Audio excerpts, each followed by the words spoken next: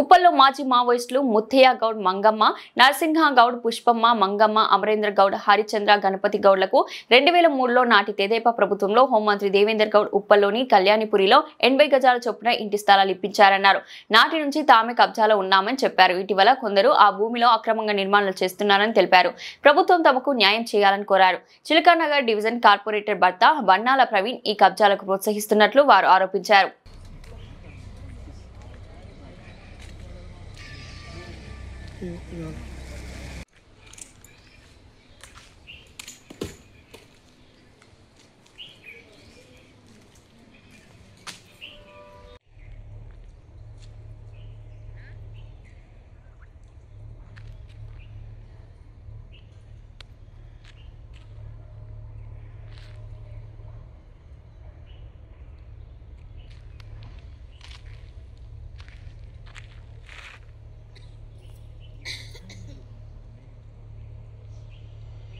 పేరు పోల హరిచంద్ర.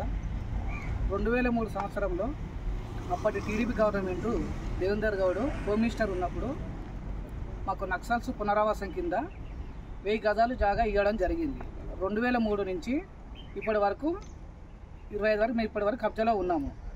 కానీ ఈ మధ్యలో కొందరు అక్రమదారులు ఏం చేస్తున్నారంటే చిలకనగర్ కార్పొరేటర్ బన్నాల ప్రవీణ్ అనే వ్యక్తి అక్రమంగా చొరబడి కబ్జా చేసి మా జాగాను లాక్కోవడం జరుగుతుంది.